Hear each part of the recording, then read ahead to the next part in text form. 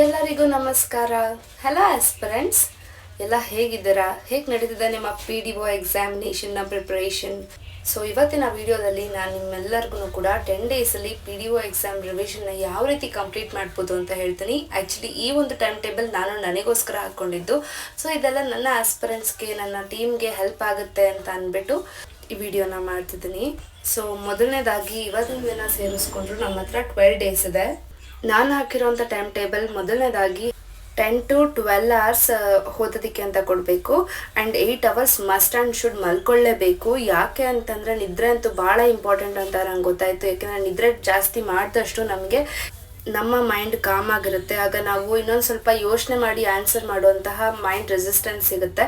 So ನಾನು first ಹೇಳ್ತಿದ್ದೀನಿ, ಸಾರಿ disturbance ಆಗಿದ್ರೆ, ನಾನು ಅಂಗಡಿಲಿ ಕೂತ್ಕೊಂಡು ರೆಕಾರ್ಡ್ ಮಾಡ್ತಿದ್ದೀನಿ ಅದಕ್ಕೋಸ್ಕರ. ಸೊ ಬನ್ನಿ, ಡೇ 1 and 2 ಇವತ್ತಿಂದ ನಾನು ಓದ್ತಿರೋದಿದ್ದು. ಸೊ ಜಿಯೋಗ್ರಫಿ ಮಾರ್ನಿಂಗಿಂದ ನಾನು ಇದನ್ನು ಸ್ಟಾರ್ಟ್ ಮಾಡಿದೆ. ಆ್ಯಂಡ್ ಕನ್ನಡ. ಸೊ ನಾನು ಟೈಮಿಂಗ್ಸ್ ಯಾವ ರೀತಿ ಶೆಡ್ಯೂಲ್ ಮಾಡ್ಕೊಂಡಿದ್ದೀನಿ ಅನ್ನೋದು ನಿಮ್ಗೆ ಇಲ್ಲೇ ಗೊತ್ತಾಗುತ್ತೆ.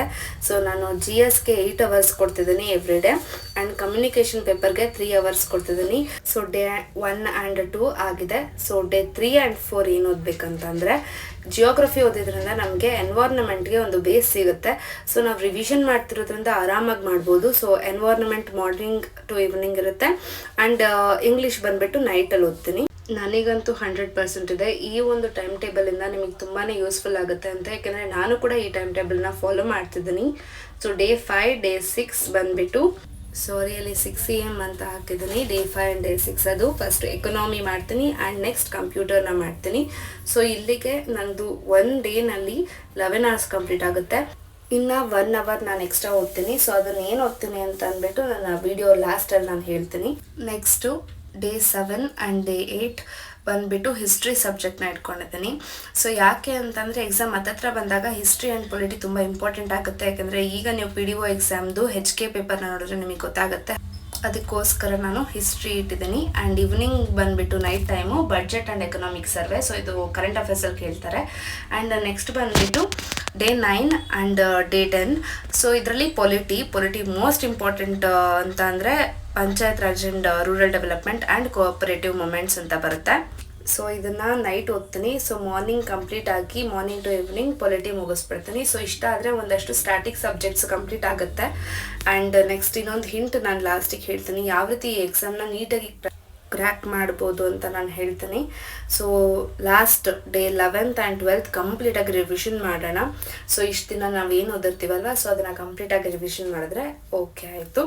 ಸೊ ಇವಾಗ ನಾನು ಹಿಂಟ್ ಹೇಳ್ತಿರೋವಂಥದ್ದು ಏನಂತ ಅಂದರೆ, ಯಾರೆಲ್ಲ GSನ ಕಂಪ್ಲೀಟಾಗಿ ಮುಗ್ಸೋಕ್ಕಾಗಿಲ್ಲ, GS ಅಂದರೆ GK, ಯಾರೆಲ್ಲ ಮುಗ್ಸೋಕ್ಕಾಗಿಲ್ವಲ್ಲ, ಸೊ ಪ್ಲೀಸ್ ಈ ಒಂದು 10 ಡೇಸಲ್ಲಿ ನಾನು ಹೇಳಿದಾಗೆ ಅಟ್ಲೀಸ್ಟ್ 2 ಡೇಸಲ್ಲಿ 6 hours ಕೊಡ್ತಿರೋ ಅಥವಾ ಅದನ್ನೇ 10 hours ಕೊಡ್ತಿರೋ ಕಮ್ಯುನಿಕೇಷನ್ ಪೇಪರ್ನ ಚೆನ್ನಾಗಿ ಓದ್ಕೊಳ್ಳಿ. Kannada, English, computer. ಸೊ ಅದರಲ್ಲಿ ನೀವು 70+ ಅಥವಾ 80+ ತಗೊಂಡ್ರು, GSಲ್ಲಿ ನೀವು ಬರೀ 50 ತಗೊಂಡ್ರು ಕೂಡ ಒಳ್ಳೆ ಬ್ಯಾಲೆನ್ಸ್ಡ್ ಆಗುತ್ತೆ, ಒಳ್ಳೆ ಮಾರ್ಕ್ಸ್ ಬರುತ್ತೆ.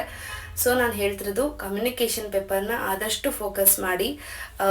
ಇಲ್ಲ ನಾವು GSಲ್ಲಿ ಸ್ಟ್ರಾಂಗ್ ಇದ್ದೀವಿ, GKನಲ್ಲಿ ಸ್ಟ್ರಾಂಗ್ ಇದ್ದೀವಿ ಅನ್ನೋರು, ದಟ್ಸ್ ಗುಡ್. ನೀವು ಎಷ್ಟಾಗುತ್ತೋ ಅಷ್ಟನ್ನ ಓದ್ಕೊಳ್ಳಿ. ಆ್ಯಂಡ್ ಡೈಲಿ ನಾನು ಈಗೇನು ಹೇಳಿದೆ 11 hours ಪ್ಲಸ್ 1 hour ಬಂದುಬಿಟ್ಟು ಮೆಂಟಲ್ ಅಬಿಲಿಟಿ ಮಾಡಿ. ನಾನಿವಾಗ 2 videos ಅಪ್ಲೋಡ್ ಮಾಡಿದ್ದೀನಿ.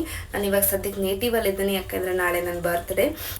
ಆದಷ್ಟು ಬೇಗ ನಾನು ಯಾವಾಗ ಮೈಸೂರಿಗೆ ಬರ್ತೀನೋ ಆವತ್ತಿಂದ ಡೈಲಿ ಒಂದೊಂದು ನಾನು ಮೆಂಟಲ್ ಅಬಿಲಿಟಿ ವೀಡಿಯೋಸ್ನ ಮಾಡಾಕ್ತೀನಿ. ಡೆಫಿನೆಟ್ಲಿ ಅರೌಂಡ್ 10 to 15 ಕ್ವೆಶ್ಚನ್ಸಲ್ಲಿ ನೀವು ನನ್ನ ವೀಡಿಯೋಸಿಂದ ಒಂದು 8 to 10 ಮಾರ್ಕ್ಸ್ ಆದರೂ ತೆಕ್ಕೊಳ್ಳೋ ಹಾಗೆ ನಾನು ಹೆಲ್ಪ್ ಮಾಡಿಕೊಡ್ತೀನಿ. ಬಟ್ ಇದೇ ಕ್ವೆಶ್ಚನ್ಸ್ ಬರುತ್ತೆ ಅಂತ ಹೇಳೋಕ್ಕಾಗಲ್ಲ, ಬಟ್ ಟ್ರಿಕ್ಸ್ನ ಹೇಳ್ಕೊಟ್ಟು ನಾನು solve ಮಾಡಿಸ್ಕೊಡ್ತೀನಿ.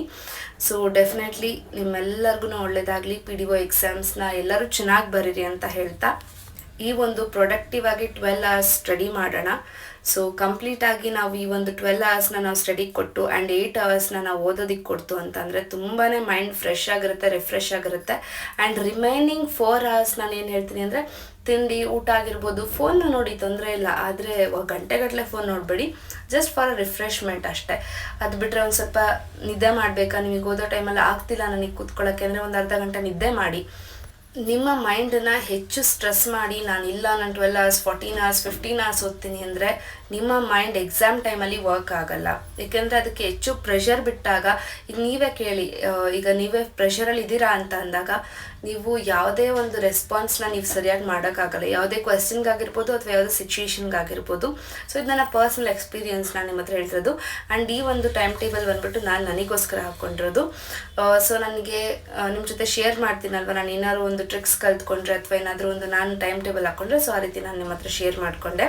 And all the very best for the PDO aspirants. ಆದಷ್ಟು ಬೇಗ ನೀವು ಕಟ್ಟಿರೋಂಥ ಕನಸುಗಳೆಲ್ಲ ನನಸಾಗಲಿ. ನೀವು ಪಡ್ತಿರೋಂಥ ಪರಿಶ್ರಮಕ್ಕೆ 100% ಪ್ರತಿಫಲ ಸಿಕ್ಕೇ ಸಿಗುತ್ತೆ. ಯಾವತ್ತೂ ನಾನು ಕಷ್ಟಪಡ್ತಿದ್ದೀನಿ ಬಟ್ ನನಗೆ ಪ್ರತಿಫಲ ಸಿಗ್ತಿಲ್ಲ ಅಂತ ಯೋಚನೆ ಮಾಡಬೇಡಿ. Good things take times. ನಾನು ಇದನ್ನು ಯಾವಾಗಲೂ ಹೇಳ್ತಿರ್ತೀನಿ. ಸೊ ಒಳ್ಳೇದಾಗೋದಕ್ಕೆ ಸಮಯ ತಗೊಳುತ್ತೆ, ತುಂಬ ಒಳ್ಳೇದಾಗೇ ಆಗುತ್ತೆ. ಇದೇ ರೀತಿ ನಿಮ್ಮೆಲ್ಲರ ಸಪೋರ್ಟ್ ನಮ್ಮ ಸಾಯಿ ದೇವ್ಸ್ ಚಾನಲ್ ಮೇಲೆ ಸದಾ ಇರಲಿ. ನಮ್ಮ ಸ್ಟಡಿ ವಿಡಿಯೋ ನಿಮಗೆ ಇಷ್ಟ ಆಗಿದ್ದಲ್ಲಿ ಲೈಕ್ ಮಾಡಿ, ಶೇರ್ ಮಾಡಿ, ಕಮೆಂಟ್ ಮಾಡಿ, ಸಬ್ಸ್ಕ್ರೈಬ್ ಆಗೋದನ್ನ ಮರಿಬೇಡಿ. Thank you.